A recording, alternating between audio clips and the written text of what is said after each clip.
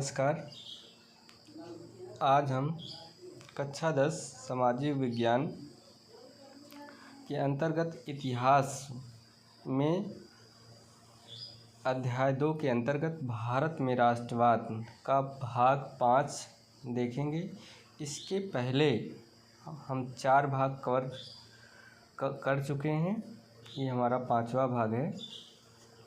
तो 5वें भाग में हम देखते हैं भारत के स्वतंत्रता संघर्ष में गांधी जी का योगदान। प्रश्न 1 है, भारत के स्वतंत्रता संघर्ष में गांधी जी के योगदान का मूल्यांकन कीजिए।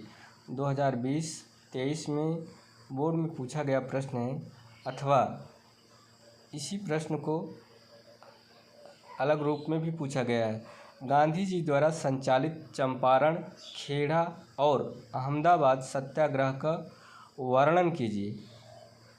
ठीक, प्रश्न ऐसे भी पूछा गया है अथवा करके, भारतीय राष्ट्रीय आंदोलन में महात्मा गांधी द्वारा चलाए गए 3 प्रमुख आंदोलनों पर प्रकाश डालिए। 2024 में पूछा गया प्रश्न है। अथवा महात्मा गांधी द्वारा चलाए गए 3 सत्याग्रह आंदोलनों के कारण और परिणाम बताइए। 2024 में पूछा गया प्रश्न है। अथवा महात्मा गांधी के सत्याग्रह पर एक निबंध लिखिए। 2020 में पूछा गया प्रश्न है। उपरोक्त सभी प्रश्नों का आंसर हम कॉन्सेप्ट के माध्यम से देखते हैं। तो इस प्रकार से भारतीय राष्ट्रीय आंदोलन में महात्मा गांधी द्वारा चलाए गए प्रमुख आंदोलनों का वर्णन इस प्रकार है। पहला, चंपारण सत्याग्रह, जो कि 1917 में हुआ था, इसके बारे में देखते हैं।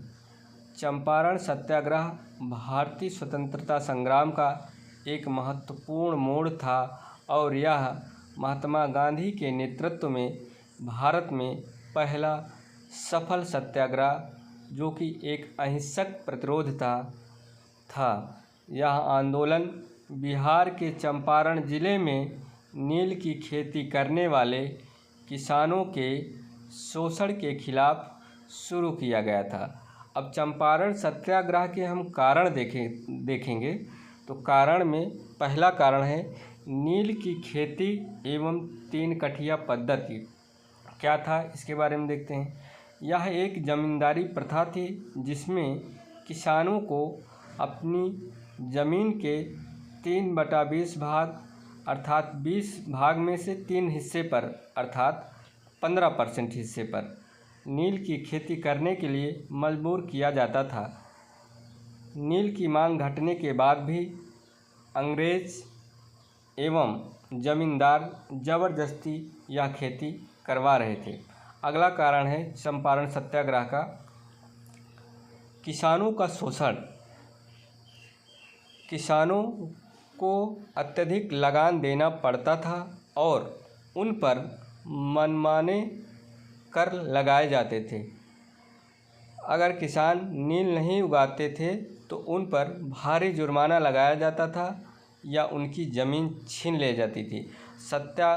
चंपारण सत्याग्रह का अगला कारण कर्ज और गरीबी। सूखा, बाढ़ और घटती आमदनी ने किसानों को कर्ज के जाल में फंसा दिया था। चौथा कारण है प्रशासनिक उपेक्षा। किसानों की कोई सुनवाई नहीं होती थी। स्थानीय प्रशासन जमींदारों का साथ देता था। पांचवा, स्थानीय नेताओं की गुहार।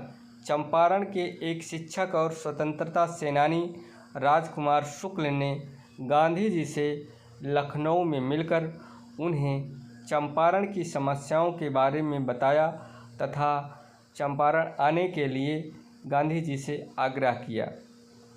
तो ये उपरोक्त कारण थे। चंपारण सत्याग्रह क्यों हुआ, इसके कारण थे। अब आगे हम देखते हैं गांधी जी के सत्याग्रह का तरीका। गांधी जी ने चंपारण का दौरा किया और किसानों की दुर्दशा को समझा। उन्होंने अहिंसक प्रतिरोध अर्थात सत्याग्रह का रास्ता अपनाया और किसानों को अंग्रेज़ों के खिलाफ एकजुट होने के लिए प्रेरित किया।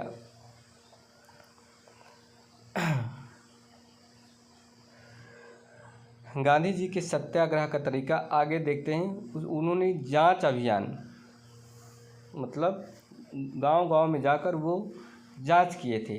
गांधी जी ने गांव-गांव जाकर किसानों से मिलकर उनके बयान दर्ज किए। उन्होंने करीब 8000 किसानों के बयान एकत्र किए और ठोस प्रमाणों के साथ ब्रिटिश सरकार को पेश किए।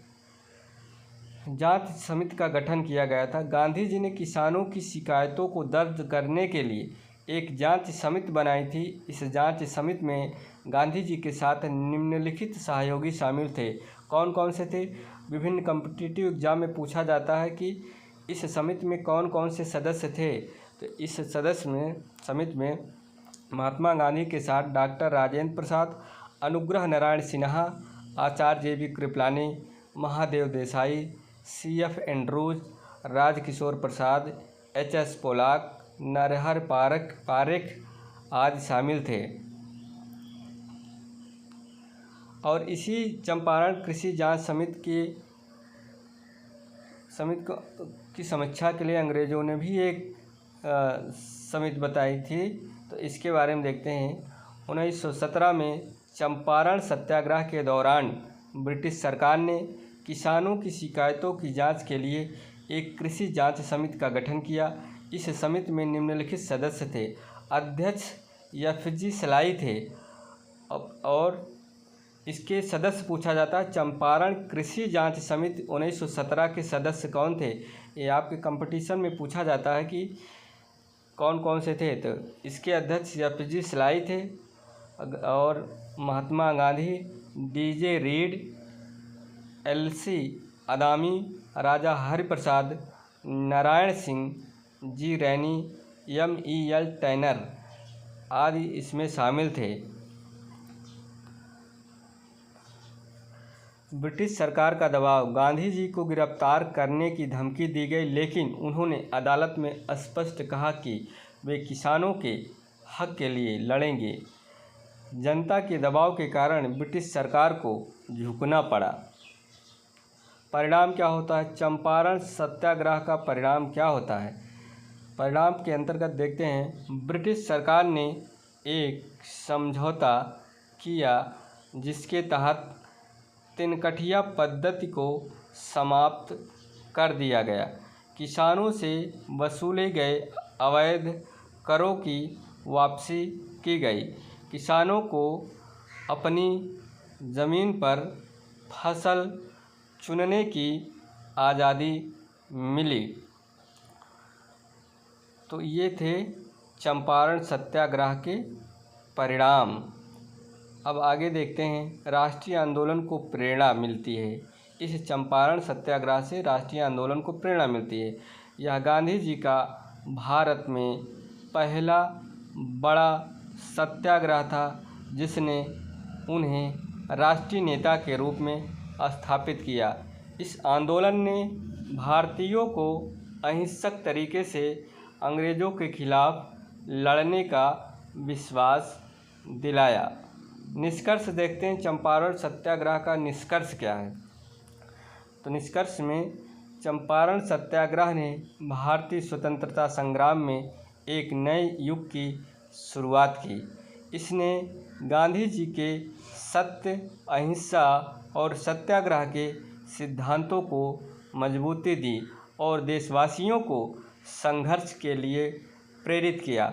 यह आंदोलन न केवल किसानों की जीत थी, बल्कि भारतीय राष्ट्रीय आंदोलन की दिशा भी बदलने वाला था। इस प्रकार से हमने देखा चंपारण सत्याग्रह क्या था, इसके क्या कारण थे, इसका क्या परिणाम हुआ तथा इसका निष्कर्ष देखा। बच्चों, इसके आगे हम अगले भाग में अध्ययन करेंगे। बहुत बहुत धन्यवाद।